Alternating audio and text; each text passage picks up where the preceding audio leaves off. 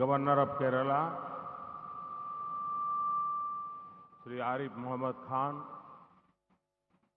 Chief Minister of Kerala, Sri Pinarayi Vijayan ji, my cabinet colleague, Sri Dharmendra Pradhan, Minister of State, Sri Mansukh Mandaviya ji, Minister of State, Sri Muralidharan ji, dignitaries of the dais, friends, Namaskaram Kochi, Namaskaram Kerala. കേരളത്തിന്റെ ബഹുമാന്യനായിട്ടുള്ള governor Shri Arif Muhammad Khan അവർകൾ, ബഹുമാന്യനായിട്ടുള്ള മുഖ്യമന്ത്രി ശ്രീ പിണറായി വിജയൻ അവർകൾ, മന്ത്രിസഭയിലെ സഹപ്രവർത്തകരായ കേന്ദ്രമന്ത്രി ശ്രീ ധർമ്മേന്ദ്ര പ്രധാൻ, ശ്രീ മൻസുഖ് മാണ്ഡവ്യ, വേദിയിലും സദസ്സിലുമുള്ള മറ്റ് വിശിഷ്ട വ്യക്തികളെ, സുഹൃത്തുക്കളെ, കൊച്ചിക്ക് നമസ്കാരം, കേരളത്തിന് നമസ്കാരം. The Queen of the Arabian Sea is wonderful as always. Being among you all makes me very happy. Today, we have gathered here to celebrate development. Development of Kerala and development of India. The works being inaugurated today cover a wide range of sectors. They will energize the growth trajectory of India. സുഹൃത്തുക്കളെ, എന്നത്തെയും പോലെ കൊച്ചി, അറബിക്കടലിന്റെ റാണിയായിട്ടുള്ള കൊച്ചി മനോഹരിയായിരിക്കുന്നു. നിങ്ങളുടെ ഒപ്പം ഇവിടെ നിൽക്കുമ്പോൾ എനിക്കേറെ സന്തോഷമുണ്ട്. കാരണം നമ്മൾ ഇന്നിവിടെ ഒരുമിച്ച് വന്നിരിക്കുന്നത് വികസനം ആഘോഷിക്കാനാണ്. കേരളത്തിന്റെയും ഇന്ത്യയുടെയും വികസനം. ഇന്നിവിടെ ഉദ്ഘാടനം ചെയ്യപ്പെടുന്ന പ്രവൃത്തികൾ വിവിധ മേഖലകളെ, ആ മേഖലകളെയൊക്കെ സ്പർശിച്ചുകൊണ്ട് ഈ നാടിന്റെ വികസനം, ഈ നാടിന്റെ പൊതുവായിട്ടുള്ള വികസനം, ആ വികസനത്തിന് ഊർജം പകരാൻ, അതിന് വികസനത്തിന് ഊർജം പകരാൻ ഉതകുന്നതാണ്. Friends, 2 years ago, I went to the Kochi refinery. This is one of the India's most modern refineries. Today, once again from Kochi, we dedicate to the nation the propylene derivatives petrochemicals complex of the Kochi refinery. This one project will help strengthen our journey toward being Atmanirbhar. Thanks to this complex, foreign exchange would be saved, a wide range of industries would gain, and employment opportunities would be generated. സുഹൃത്തുക്കളെ, ബഹുമാനായിട്ടുള്ള പ്രധാനമന്ത്രി 2 വർഷം മുമ്പ് Kochi refinery സന്ദർശിച്ചിരുന്നു. ഇന്ത്യയിലെ ഏറ്റവും ആധുനികമായിട്ടുള്ള റിഫൈനറികളിൽ ഒന്നാണ് കൊച്ചി എണ്ണ ശുദ്ധീകരണശാല. ഇന്നിതാ അതേ കൊച്ചിയിൽ ഒരു പുതിയ സംരംഭം കൂടി വരികയാണ്. കൊച്ചി റിഫൈനറിയിൽ പെട്രോ കെമിക്കൽ കോംപ്ലക്സിന്റെ ഉദ്ഘാടനം, ആ ഉദ്ഘാടനം ഇന്നിവിടെ നടക്കാൻ പോവുകയാണ്. ഈ നാടിന്റെ സ്വയം പര്യാപ്തതയിലേക്ക്, ആത്മനിർഭരതയിലേക്കുള്ള ഒരു വലിയ ചുവടുവെപ്പ് കൂടിയാണിത്. ഇത് തീർച്ചയായിട്ടും നമുക്ക് വിദേശ നാണ്യം മിച്ചം വെക്കാൻ നമ്മളെ സഹായിക്കും.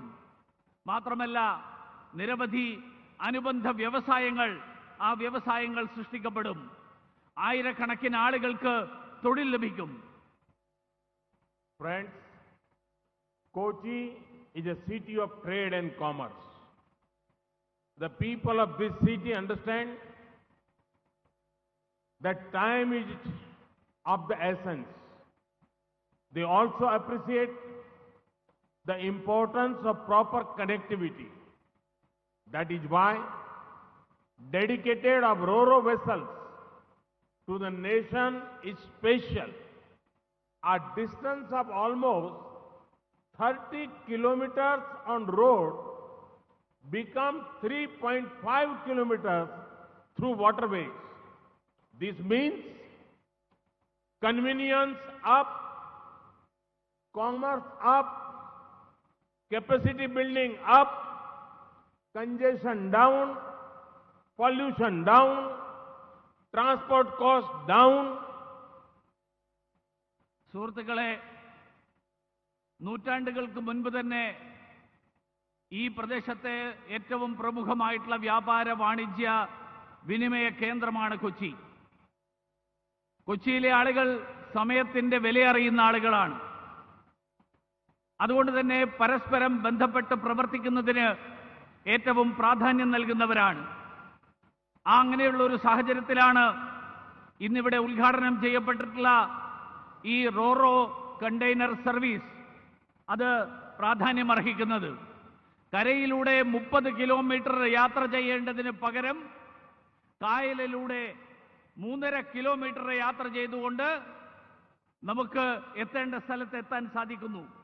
അതായത് സൗകര്യങ്ങൾ വർദ്ധിക്കുന്നു, വ്യാപാരം കൂടുന്നു, പ്രവർത്തനക്ഷമത കൂടുന്നു, അതേസമയത്ത് തിരക്ക് കുറയുന്നു, മലിനീകരണം കുറയുന്നു, യാത്രാ ചിലവ് കുറയുന്നു.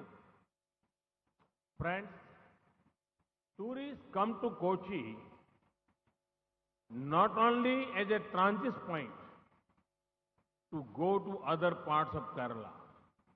The culture, food, beaches, marketplaces, historical places, and spiritual places here are widely known. The government of India is undertaking many efforts to improve tourism-related infrastructure here.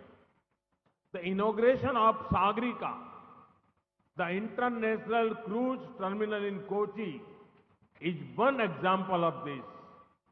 Sagarika cruise terminal brings both comfort and convenience for tourists. It will cater to over 1 lakh cruise guests. സുഹൃത്തുക്കളെ, വിനോദസഞ്ചാരികൾ കൊച്ചിയിലേക്ക് വരുന്നത് ഒരു ഇടത്താവളം മാത്രമായിട്ടല്ല.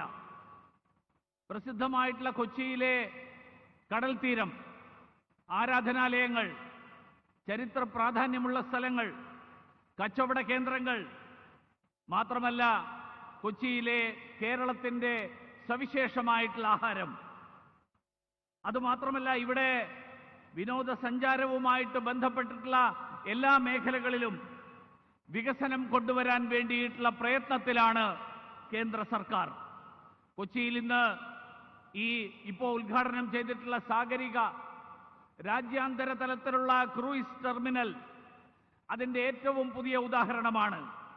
വിനോദസഞ്ചാരികൾക്ക് സുഖകരവും സൗകര്യപ്രദവുമായിട്ടുള്ള സന്ദർശനത്തിന് സാഗരിക സഹായകരമാകും. ഒരു വർഷം 1 ലക്ഷത്തിലേറെ വിനോദസഞ്ചാരികൾക്ക് സൗകര്യമൊരുക്കാൻ സാഗരിക ടെർമിനൽ സഹായിക്കും. Friends, I have been seeing something in the last few months. A lot of people are writing to me and even sharing pictures on social media about their travels locally. Since the global pandemic has affected international travel, people are going to nearby places. This is a great opportunity for us. On one hand, this means added livelihood to those in the local tourism industry. On the other hand, it makes the connect between our youth and our culture stronger. കഴിഞ്ഞ കുറച്ചു കാലമായിട്ട് എൻ്റെ ശ്രദ്ധയിൽപ്പെട്ടിട്ടുള്ള ഒരു കാര്യം ഞാൻ നിങ്ങളോട് പങ്കുവെക്കാൻ ആഗ്രഹിക്കുകയാണ്. നമ്മുടെ രാജ്യത്തെ പ്രാദേശികമായിട്ടുള്ള വിനോദസഞ്ചാര കേന്ദ്രങ്ങളെപ്പറ്റി പലരും എഴുതുകയും സാമൂഹ്യ മാധ്യമങ്ങളിൽ ചിത്രങ്ങൾ പങ്കുവെക്കുകയും ഒക്കെ ചെയ്യാറുണ്ട്. കോവിഡ് മഹാമാരി കാരണം വിദേശങ്ങളിൽ പോകാൻ സാധിക്കാത്തതുകൊണ്ട് പലരും നമ്മുടെ നാട്ടിൽ തന്നെയുള്ള അടുത്ത പ്രദേശങ്ങൾ സന്ദർശിക്കാൻ താൽപ്പര്യപ്പെടുകയാണ്. ഇതൊരു വലിയ അവസരമായിട്ട് നമ്മൾ കാണണം. ഒരു വശത്ത് ഇത് പ്രാദേശികമായിട്ടുള്ള വിനോദസഞ്ചാര കേന്ദ്രങ്ങൾ ആ പ്രദേശങ്ങളിലെ ജനങ്ങൾക്ക് സാമ്പത്തിക നേട്ടമുണ്ടാക്കും. മറുവശത്ത് നമ്മുടെ ചെറുപ്പക്കാരും അതോടൊപ്പം നമ്മുടെ സംസ്കാരവും തമ്മിലുള്ള ബന്ധം, ആ ബന്ധം സുദൃഢമാക്കാനും ഇത് സഹായിക്കും. There is so much to see, learn and discover.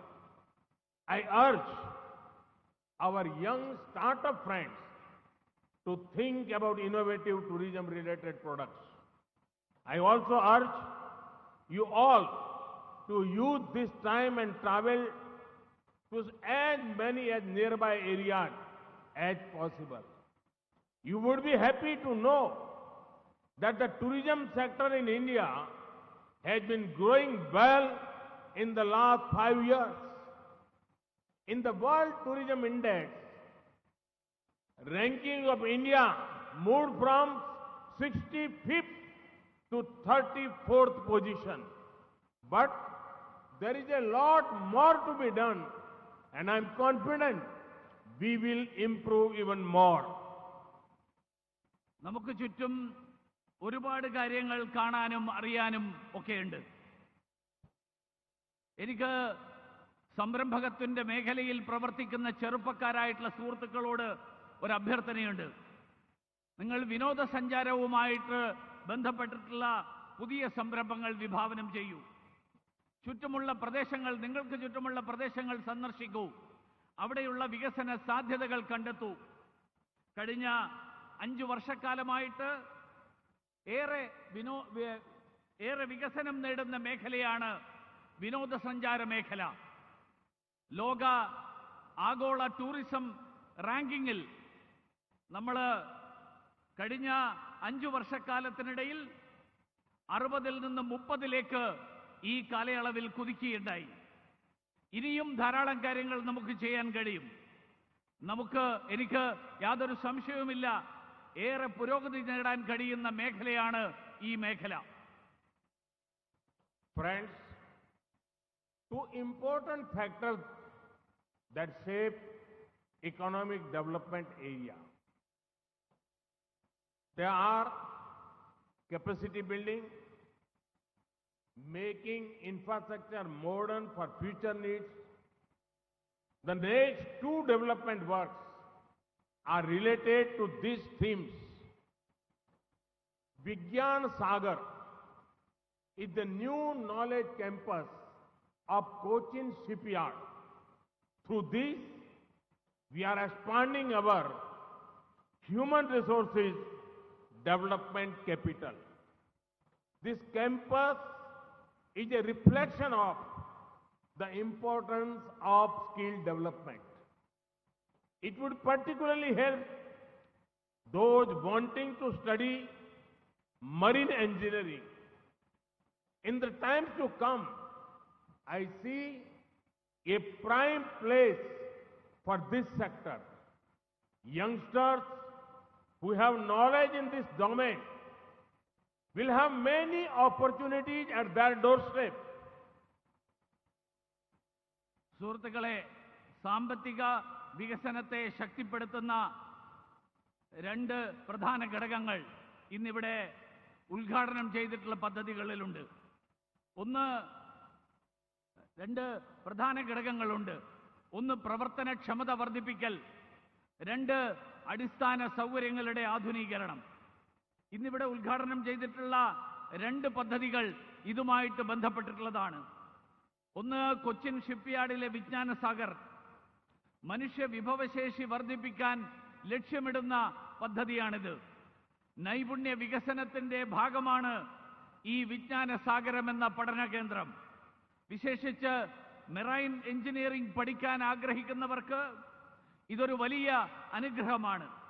വരും കാലങ്ങളിൽ ഈ മേഖലയ്ക്ക് കൂടുതൽ പ്രാധാന്യം കൈവരും എന്നുള്ളത് ഞാൻ മനസ്സിലാക്കുകയാണ്.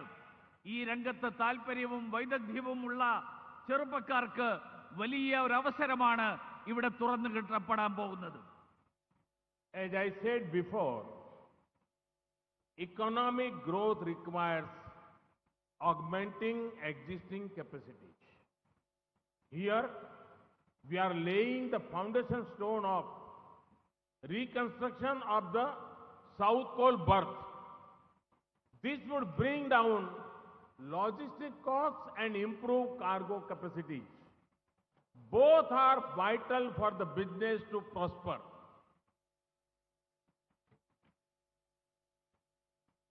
അതുമാത്രമല്ല, സാമ്പത്തിക വളർച്ചയ്ക്ക് നമ്മുടെ ക്ഷമതാ വികസനവും കൂടി വളരെ അത്യാവശ്യമാണ്. ഇന്നിവിടെ ഉദ്ഘാടനം ചെയ്തിട്ടുള്ള സൗത്ത് കോൾ ബർത്ത്, പുനർനിർമ്മിക്കുന്ന സൗത്ത് കോൾ ബർത്ത്, ആ സൗത്ത് കോൾ ബർത്ത് ഈ ദൃഷ്ടിയിൽ, ഈ ദിശയിലുള്ള ഒരു പ്രവർത്തനമാണ്. ഇത് ചെലവ് കുറയ്ക്കും, അതോടൊപ്പം ചരക്ക് നീക്കത്തിന് വലിയ മുന്നേറ്റം നൽകും, വാണിജ്യ വ്യവസായ മേഖലകൾക്ക് കരുത്തു പകരുകയും ചെയ്യും. Friends, today the definition and scope of infrastructure has changed. It is beyond only good roads, development work, and connectivity between a few urban centers. We are looking at high quality, quantity, and top quality infrastructure for the coming generations. Through the National Infrastructure Pipeline, rupees 110 lakh crore is being invested for infra creation. In that, special attention is being given to coastal parts, the northeast, and the mountain areas. Today, India is embarking on an ambitious program of broadband connectivity to every village. സുഹൃത്തുക്കളെ, ഇന്ന് അടിസ്ഥാന സൗകര്യം എന്ന സങ്കല്പം തന്നെ മാറിമറിഞ്ഞിരിക്കുകയാണ്. അത് ഏതാനും പട്ടണങ്ങളെ മാത്രം ബന്ധിപ്പിച്ചുകൊണ്ടുള്ള ഗതാഗതവും നിർമ്മാണ പ്രവർത്തനങ്ങളും വാർത്താവിനിമയവും മാത്രമല്ല, അതിനു പകരം എണ്ണത്തിലും ഗുണത്തിലും ഉയർന്ന നിലവാരമുള്ള അടിസ്ഥാന സൗകര്യങ്ങൾ വരും തലമുറക്ക് നൽകാനുള്ള ശ്രമം കൂടിയാണ് നമ്മൾ നടത്തിക്കൊണ്ടിരിക്കുന്നത്. 110 ലക്ഷം കോടി രൂപയുടെ നാഷണൽ ഇൻഫ്രാസ്ട്രക്ചർ പൈപ്പ് ലൈൻ പദ്ധതി അതിനു വേണ്ടിയിട്ട് വിഭാവനം ചെയ്തിട്ടുള്ളതാണ്. അതിലൂടെ തീരപ്രദേശങ്ങളിൽ മാത്രമല്ല, മറ്റ് മലമ്പ്രദേശങ്ങളിലും അതോടൊപ്പം വടക്ക് കിഴക്കൻ സംസ്ഥാനങ്ങളിലുമൊക്കെ അത്യാധുനിക സൗകര്യങ്ങൾ, ആ സൗകര്യങ്ങൾ ലഭ്യമാക്കാനുള്ള പ്രവർത്തനമാണ് നടക്കുന്നത്. ഇന്ന് ഭാരതം ഒരു വലിയ സ്വപ്നത്തിലേക്ക് കാലെടുത്ത് വെച്ച് കഴിഞ്ഞു. ബ്രോഡ്ബാൻഡ് കണക്ടിവിറ്റി എന്നുള്ള സ്വപ്നത്തിലേക്ക്. Likewise, India is devoting topmost importance to developing our blue economy.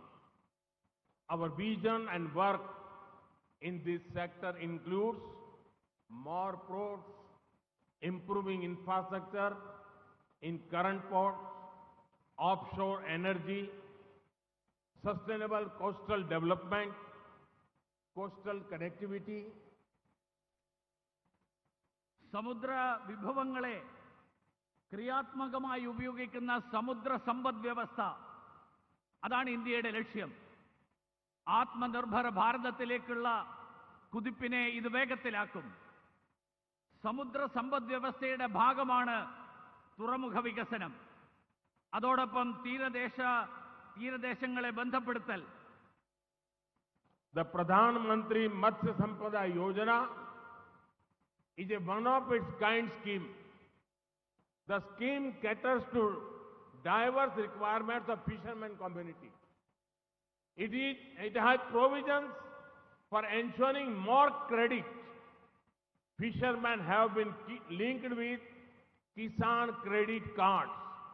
Similarly, work is underway to make India a hub for seafood exports. I am happy that seaweed farming is gaining popularity. I would call upon researchers and innovators to share their ideas on making the fisheries sector more vibrant. This would be a great tribute to our hard-working fishermen. പ്രധാനമന്ത്രി മത്സ്യസമ്പദ പദ്ധതി ആ പദ്ധതിയും ഇതിന്റെ സവിശേഷ ഭാഗമാണ്.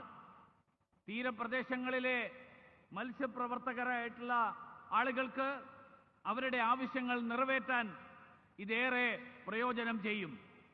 അതുവഴി കൃഷിക്കാർക്ക് ലഭിക്കുന്നത് പോലെ മത്സ്യപ്രവർത്തകർക്കും ക്രെഡിറ്റ് സംവിധാനം, വായ്പാ സംവിധാനം ഉറപ്പാക്കും. അവർക്കും കിസാൻ ക്രെഡിറ്റ് കാർഡ് ലഭ്യമാകുന്ന സാഹചര്യമുണ്ടാകും. കടലിൽ നിന്നുള്ള ഭക്ഷ്യവിഭവങ്ങൾ, ആ വിഭവങ്ങളുടെ പ്രധാന കേന്ദ്രമായിട്ട് ഇന്ത്യയെ വളർത്തിയെടുക്കാനുള്ള ശ്രമമാണ് ഇന്ന് നടന്നുകൊണ്ടിരിക്കുന്നത്. സീവീഡ് ഫാമിംഗ് അഥവാ കടൽപ്പച്ച കൃഷി. ആ കടൽപ്പച്ച കൃഷിക്ക് അതിന് ജനപ്രിയത ഏറി വരുന്നു എന്നുള്ളത് സന്തോഷകരമായിട്ടുള്ള കാര്യമാണ്.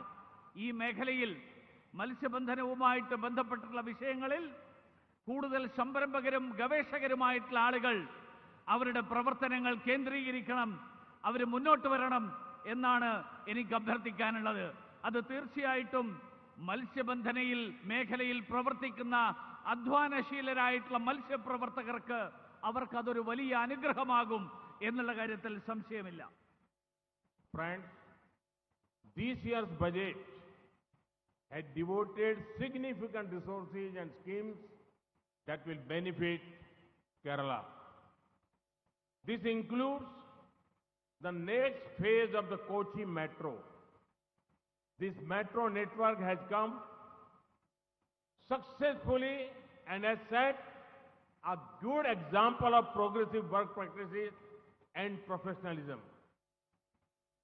സുഹൃത്തുക്കളെ, ഈ വർഷത്തെ കേന്ദ്ര ബജറ്റിൽ കേരളത്തിന് ഏറെ പ്രയോജനം ചെയ്യുന്ന നിരവധി പദ്ധതികൾ,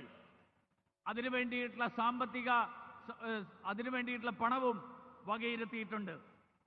കൊച്ചി മെട്രോയുടെ അടുത്ത ഘട്ടം അതിന്റെ ഭാഗമാണ്. മെട്രോ ഗതാഗത സംവിധാനത്തിന്റെ വിജയം, ഒന്നാം ഘട്ടത്തിന്റെ വിജയം, ആ വിജയം നമ്മുടെ കഴിവിന്റെയും കാര്യപ്രാപ്തിയുടെയും ഉത്തമമായിട്ടുള്ള ഉദാഹരണമാണ്. Friends, the year gone by made humanity face a never seen before challenge. Powered by 130 crore Indians, our nation's fight against COVID-19 has been spirited. The government was always sensitive to the needs of the Indian diaspora, especially in the Gulf. സുഹൃത്തുക്കളെ, മനുഷ്യരാശി ഈ കഴിഞ്ഞ വർഷം മനുഷ്യരാശി നമ്മൾ ഇന്ന് വരെ കണ്ടിട്ടില്ലാത്ത തരത്തിലുള്ള പ്രതിസന്ധികളിലൂടെയാണ് കടന്നുപോയത്. രാജ്യത്തെ 130 കോടി ജനങ്ങളുടെ കൂട്ടായിട്ടുള്ള പരിശ്രമം കൊണ്ട് കോവിഡ് മഹാമാരിയെ ഫലപ്രദമായിട്ട് ചെറുക്കാൻ നമുക്ക് സാധിച്ചു. ഗൾഫ് രാജ്യങ്ങൾ ഉൾപ്പെടെ വിദേശങ്ങളിലുള്ള ഇന്ത്യക്കാർ, പ്രവാസികളായിട്ടുള്ള ഇന്ത്യക്കാർ, അവരുടെ ആവശ്യങ്ങൾ അറിഞ്ഞുകൊണ്ടുള്ള പ്രവർത്തനമാണ് കേന്ദ്ര സർക്കാർ നടത്തിക്കൊണ്ടിരിക്കുന്നത്. India is proud of our diaspora in the Gulf. It has been my honor to spend time with them during my previous visits to Saudi Arabia, Qatar, UAE and Bahrain. I shared meals with them, interacted with them. As a part of the Vande Bharat mission, over 50 lakh Indians came back home. Many of them were from Kerala. It was our government's honor to serve them in such a sensitive time. ഗൾഫിലുള്ള നമ്മുടെ സഹോദരന്മാർ നമ്മുടെ രാജ്യത്തിന്റെ അഭിമാനമാണ്. കഴിഞ്ഞ വർഷങ്ങളിൽ Saudi Arabia, Qatar, UAE, Bahrain തുടങ്ങിയ Gulf രാജ്യങ്ങൾ സന്ദർശിച്ചപ്പോൾ അവരോടൊത്ത് സമയം ചെലവഴിക്കാനും അതുമാത്രമല്ല അവരോടൊപ്പം ഭക്ഷണം പങ്കിടാനുമൊക്കെ എനിക്ക് കഴിഞ്ഞത് വലിയൊരു സൗഭാഗ്യമായിട്ട് ഞാൻ കാണുകയാണ്. അവരെ തിരിച്ചുകൊണ്ടുവരാൻ, സുരക്ഷിതരായിട്ട് തിരിച്ചുകൊണ്ടുവരാൻ വേണ്ടി ആവിഷ്കരിച്ച വന്ദേ ഭാരത് മിഷന്റെ ഭാഗമായി 50 ലക്ഷത്തോളം ഇന്ത്യക്കാരെ അവർ സുരക്ഷിതരായിട്ട് തിരിച്ചു വന്നു. അതിൽ പലരും, വലിയൊരു സംഖ്യ മലയാളികളാണ് എന്നെനിക്കറിയാം. അവർക്ക് വേണ്ടിയിട്ട് വേണ്ട രീതിയിൽ പ്രവർത്തിക്കാൻ കഴിഞ്ഞു എന്നുള്ളത് വലിയൊരു ഭാഗ്യമായിട്ട് ഞാൻ കരുതുകയാണ്. In the last few years, The government of various Gulf nations have also kindly released many Indians who were sadly in prisons there. The government will always speak up for such people. I would like to thank the governments of the various Gulf countries, nations for their sensitive approach to this subject. Gulf kingdoms responded to my personal appeals and took special care of our community. They are giving priority to the return of Indians to the region. We have set up air bubbles to facilitate that process. Indians working in the Gulf should know that the full support of my government is there to ensure their welfare. കഴിഞ്ഞ ഏതാനും വർഷങ്ങളിൽ Gulf രാജ്യത്തെ തടവറകളിൽ കഴിയുന്ന നിരവധി ഇന്ത്യക്കാരെ മോചിപ്പിക്കാൻ അതിനുവേണ്ടിയിട്ട് അവിടുത്തെ ഭരണാധികാരികൾ തയ്യാറായി എന്നുള്ളതും ഞാൻ ഈ അവസരത്തിൽ സൂചിപ്പിക്കാൻ ആഗ്രഹിക്കുകയാണ്. അങ്ങനെയുള്ള ഇന്ത്യക്കാർക്ക് വേണ്ടിയിട്ട് എല്ലായ്പ്പോഴും ശബ്ദമുയർത്താൻ കേന്ദ്ര സർക്കാർ തയ്യാറാണ്. അതുമാത്രമല്ല, ഈ സന്ദർഭത്തിൽ ആ രാജ്യങ്ങളിലെ ഭരണാധികാരികളോട് നമ്മുടെ അഭ്യർത്ഥനകളോട് അനുഭാവപൂർവ്വം പ്രതികരിച്ച ആ രാജ്യത്തെ ഭരണാധികാരികളോട് ഉള്ള നന്ദി രേഖപ്പെടുത്താൻ കൂടി ഞാൻ ഈ അവസരത്തിൽ ആഗ്രഹിക്കുകയാണ്.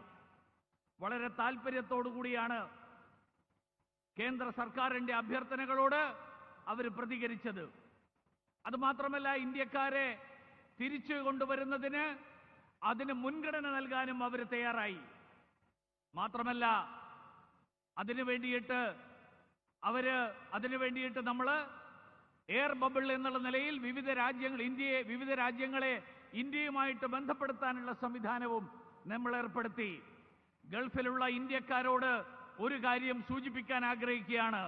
നിങ്ങൾക്ക് നിങ്ങളുടെ ക്ഷേമം ഉറപ്പുവരുത്തുന്നതിൽ കേന്ദ്ര സർക്കാരിന്റെ സമ്പൂർണ്ണമായിട്ടുള്ള പിന്തുണ പങ്കാളിത്തം ഉണ്ടാകും എന്ന് ഞാൻ ഈ അവസരത്തിൽ ഓർമ്മിപ്പിക്കാൻ ആഗ്രഹിക്കുകയാണ്.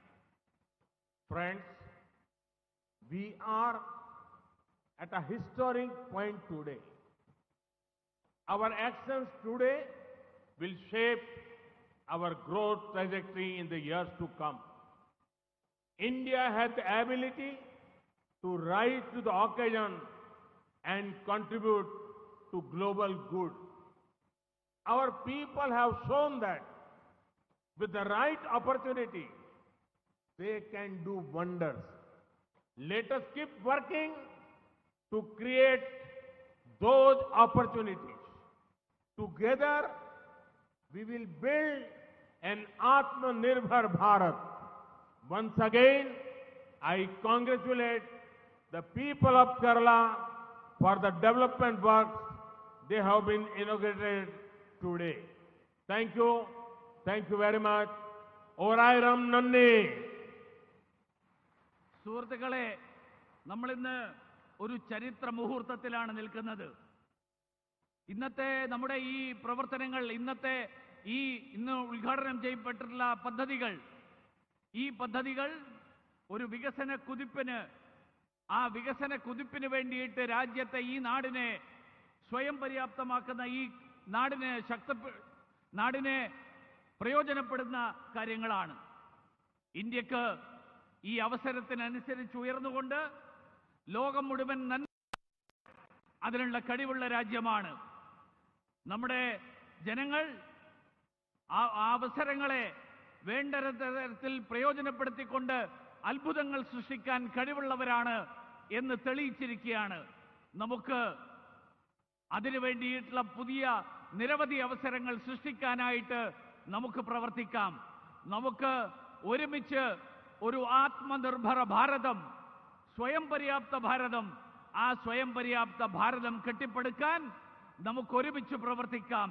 കേരളത്തിലെ ജനങ്ങൾ കഠിനാധ്വാനികളായിട്ടുള്ള ഈ വികസനത്തിന്റെ മേഖലയിൽ, വികസനത്തിന്റെ ഈ കുതിപ്പിന് ശക്തി പകരുന്ന കേരളത്തിലെ മുഴുവൻ ജനങ്ങളെയും ഒരിക്കൽ കൂടി അഭിനന്ദിച്ചുകൊണ്ട് ഞാൻ അവസാനിപ്പിക്കുന്നു. എല്ലാവർക്കും നന്ദി.